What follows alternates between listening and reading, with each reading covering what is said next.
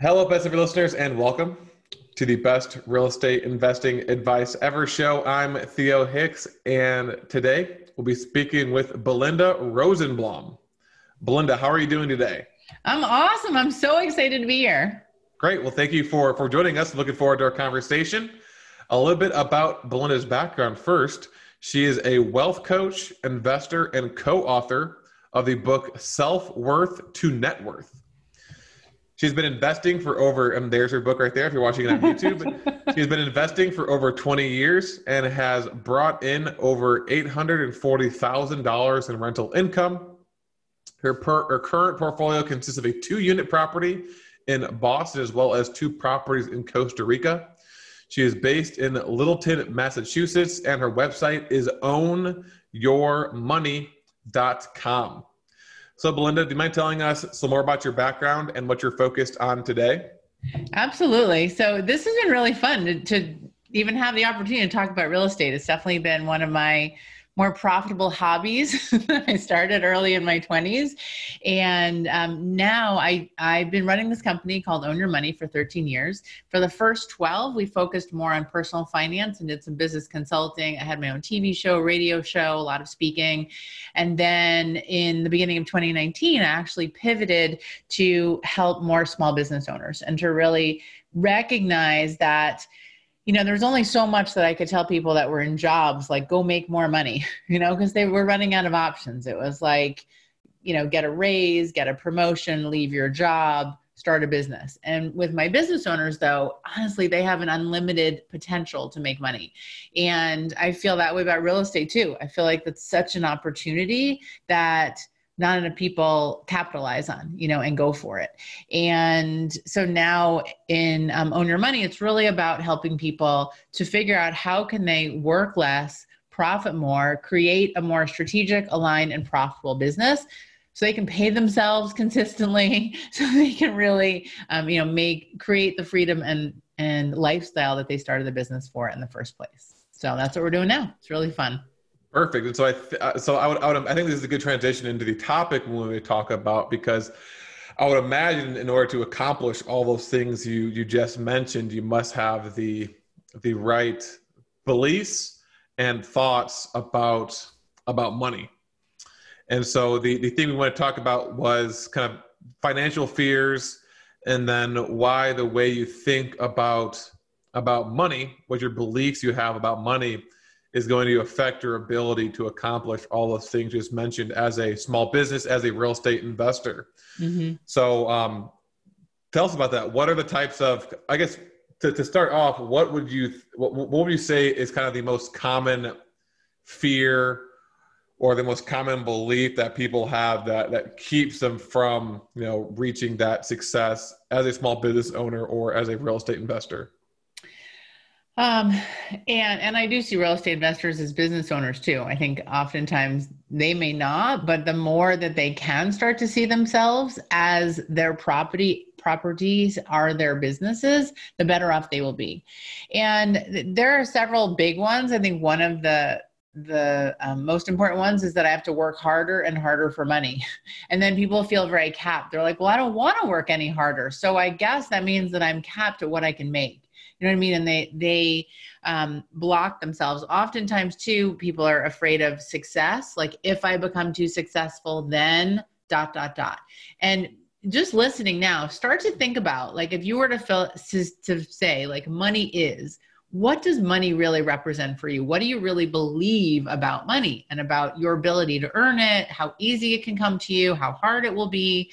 I know I watched my dad have 4 jobs. And so there was a time when money would come more easily to me and I would feel bad or guilty or like, am I doing something wrong? Like, why did he need 4 jobs? And I just need to tell people what I do and they sign up, But I think that sometimes people have like a fear of success around, if I become more wealthy, right? If I am making more money on a regular basis, then people are going to want something from me. I'm going to have to pick up the check when I go out. We do hope to go out again.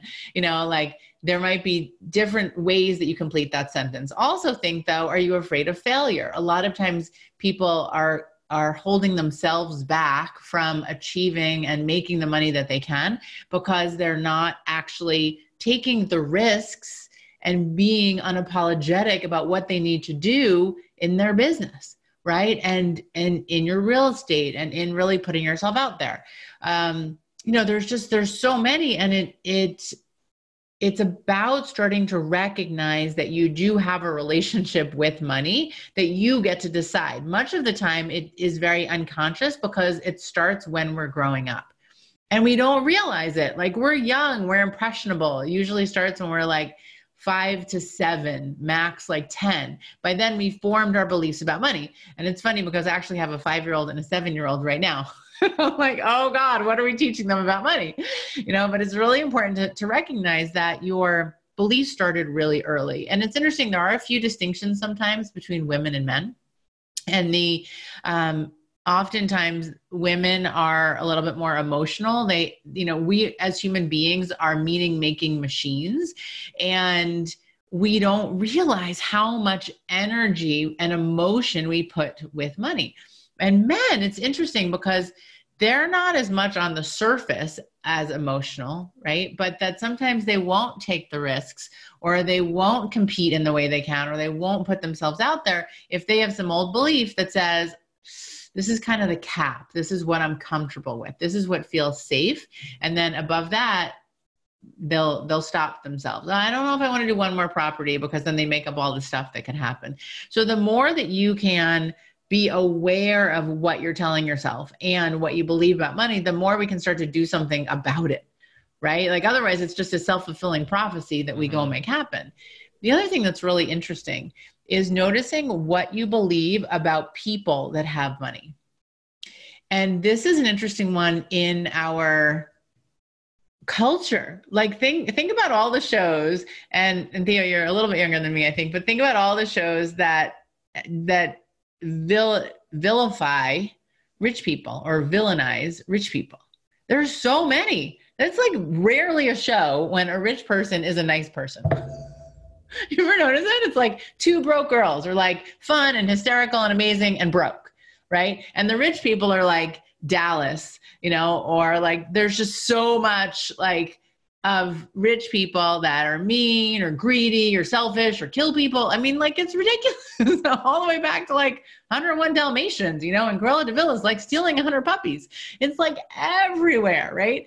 And to the extent that you buy into any of that rich people must have done something bad for money, right? Or they're greedy, or they're selfish, or they're not generous, right? They must have done things that you would never want to do to have their money.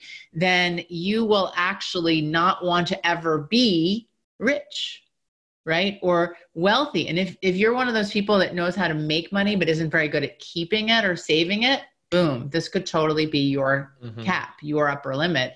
Because you're like, well, I don't want to have too much money that then I'll be a rich person and then it may turn me mean, right? It may turn me into somebody that I don't want to do, that I don't want to be.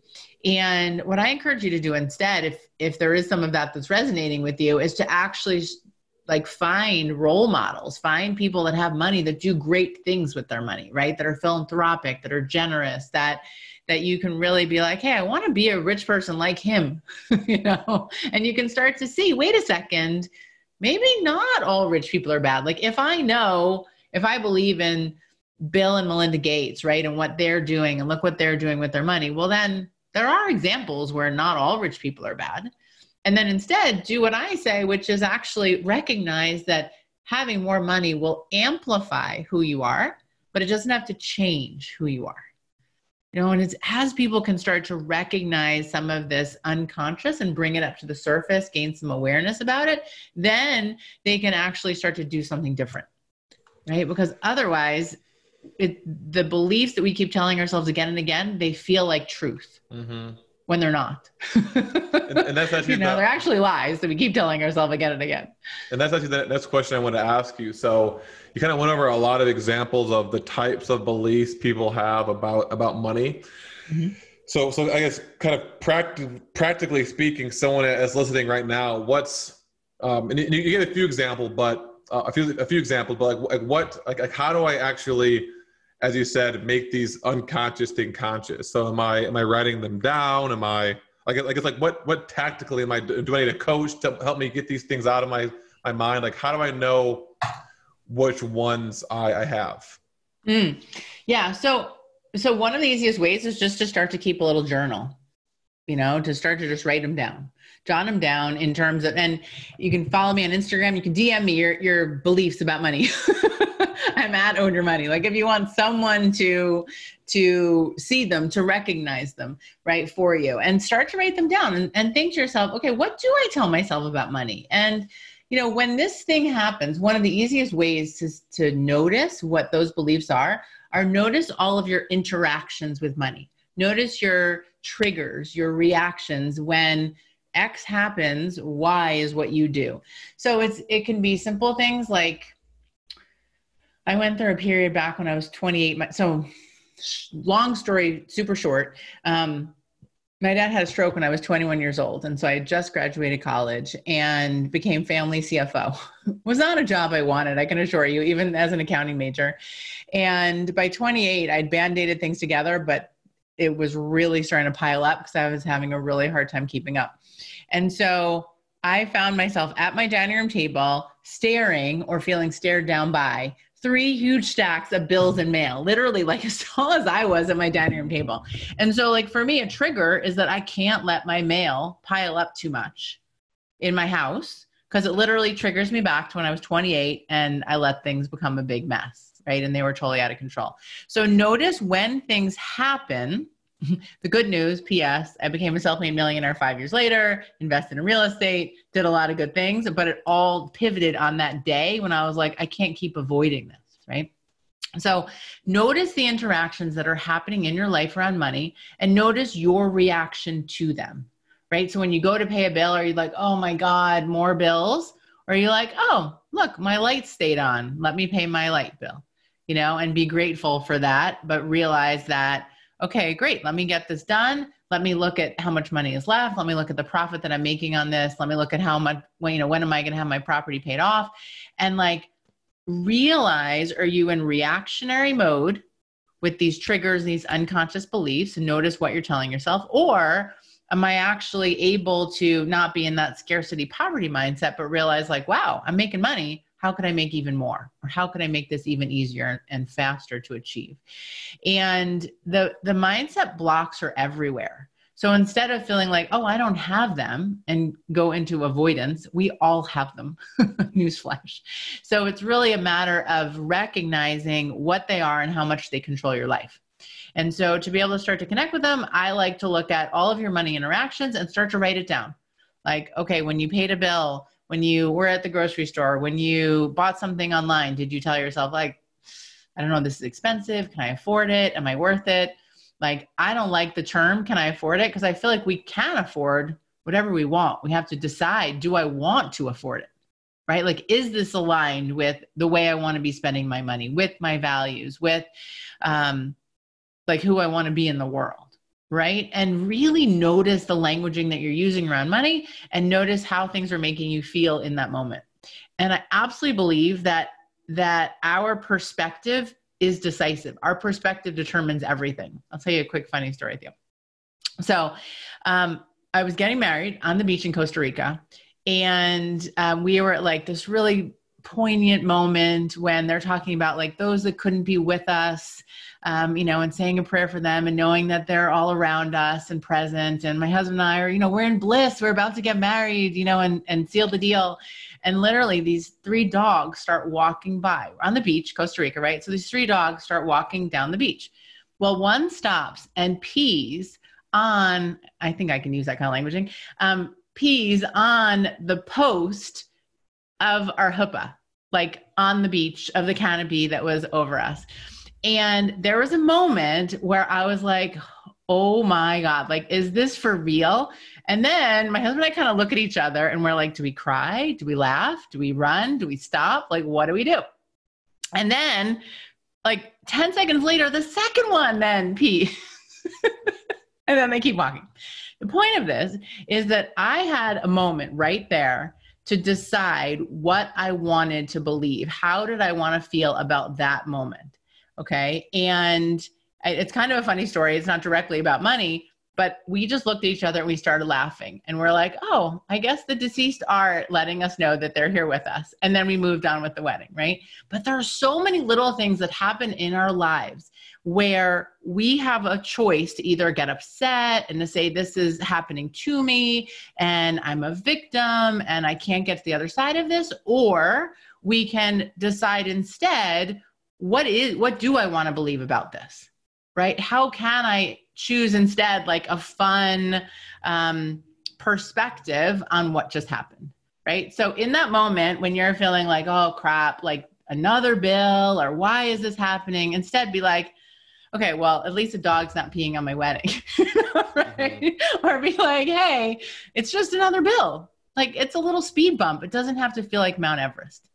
Right? So you pay attention to your thoughts and you choose more wisely. So yeah, so you kind of gave me an example of once you've a really good example, I think, about once you've identified these type of thoughts, right? You journal, you notice how you react to things, and you recognize that you have a belief that all rich people are evil. And so once you realize you have this belief, then the kind of step to overcome that is to find someone who is rich and good that can be your role model. So if that's your belief, right? Yeah, exactly. So I'll just this is an example. So if you have these other types of beliefs about money, like for example, the bill paying that you gave, I mean, is the process of identifying that belief enough to overcome it, or is there something else I need to do in order to make sure I am, not getting triggered whenever I see my pile of bills? Like, is the awareness of that belief enough, or is there something that I need to kind of continuously do in order to always not be triggered when I see bills? And right. Obviously apply this to any other belief you have, but I think the bills is just an example. An example. Yeah, totally. So there is certainly deeper work. I actually just did a whole 1 day intensive on changing your mindset around money. So there is a lot more you can do, but I think the easiest, fastest thing is to start to reframe, right? To release it and to realize oh, that's not actually a truth. That's just a lie I've been telling myself. So what's a new truth that I can take on instead? And to start to reframe it. One of the other key elements, I'll kind of go really big picture here, is to realize that you have a money story that has gotten created over your lifetime. It is a series of pivotal money moments that have happened. With each of those money moments, you locked in a belief about money. It usually starts really early. Like when I worked with Justin, his mom literally stole money out of his piggy bank. Well, that had an effect on him 40 years later when he came to me, and he still didn't trust women with money, didn't trust himself to save money, didn't trust money in the bank. And the result, he never held on to money. He was always broke. He was always very break even. And so you can nail down right into where that belief started, and you can figure out, okay, what did I decide happened, but what were the facts of what happened, and how can I reframe what happened? And then how do I forgive what happened? So how do I forgive the person, and how do I forgive myself for holding on to that belief for years, usually, as a part of it. I also want to go back really quick. You had asked the question about what are some of the bigger beliefs, the lies that we tell ourselves around money. It's often things like, I have no money, time, energy. Money just seems too ... hard, complicated, confusing, overwhelming. Or I'm not good at it. I'm not good at math. I'm not good at numbers. I'm not good at details. I'm too blank, ashamed, scared to look at my numbers. Or 5, I guess this is how it's going to be. They go to a resignation. Or 6, I don't trust myself to keep up with the books or with money in general. I think those are some of the bigger ones that I often see. And so people can listen and think, wait, which one of those do I have? Because you probably have one of them. That's 6 of, there's a lot you could have, but I think those are some of the more popular ones. Perfect. Well, we're going to skip ahead a lot just because I think the advice you gave would be, well, I guess, what's your best real estate investing advice ever? Do it. Don't wait. I bought my 2-family house at 28 and it was absolutely the best move. I wish I bought 2. Okay, perfect. I think that sometimes people just wait way too long. And then we're gonna skip ahead to the last lightning round question, just because we're running out of time. And what's the best ever place to reach you? And then any other call to action you have about kind of learning more about what we talked about today? You mentioned that the second step, the reframing step, isn't something that you can get across in a 20-minute podcast. Maybe to learn more about that kind of stuff. Sure. So the best ever place to reach me, I'm at Own Your Money on Instagram, on Facebook, at Own Your Money. I am ownyourmoney.com. If you know that like part of what you want to do is just get a grasp of the numbers in your business. So you want to know and track the most important numbers in your business in just 10 minutes a month, go to ownyourmoney.com/dashboard. I do have a book, which could be really helpful. It's very much on point with what we talked about. It's called Self-Worth to Net Worth, 12 Keys to Creating Wealth Inside and Out. I wrote it with a psychotherapist, and this was my learning and testing of all of what a lot of what I've been talking about today. That's at selfworthbook.com. Perfect, Belinda. Well, thank you for joining us. The main topic of today was understand, why your beliefs around money affects your profit. And so you gave a lot of examples of the types of beliefs people will have, type of fears, obstacles, kind of whatever word you want to use about money. But kind of the main, I guess, crux of it is to kind of listen to what she talked about, and then also kind of pay attention to the different reactions that you have whenever you're interacting with money, and then figure out which beliefs you have about money. And so this can be accomplished by observing and then writing it down, right? Having a journal with you, and whenever interacting with bills or some TV show or whatever, write down money. Yeah. Essentially really anything, and write down how what thoughts you're having, how you're reacting to this. And then once you've recognized these types of thoughts you have, one really, I guess, simple way, but I'm sure it takes a while to overcome these beliefs, is to reframe the kind of the story you're telling yourself into a new story. And then, you kind of mentioned how that recognizes figuring out the major, I guess, plot points in your life that created that story. Yeah. The money moments. And then, again, kind of reframing that in your mind. You gave the example of the guy whose mom stole money from his piggy bank. And then your best ever advice in regards to real estate, and I'm sure this is probably another fear people have, by taking action, but it's just to do it. Don't wait. You wish you would have bought more, for your first deal. So, Belinda, thank you for joining us. Make sure you check her out at our website, ownyourmoney.com. Get her book, which is Self-Worth to Net Worth, and then the kind of figuring out the numbers in 10 minutes is ownyourmoney.com/dashboard. So thanks again for joining us. Best ever listeners, as always, thank you for listening. Have a best ever day, and we'll talk to you tomorrow.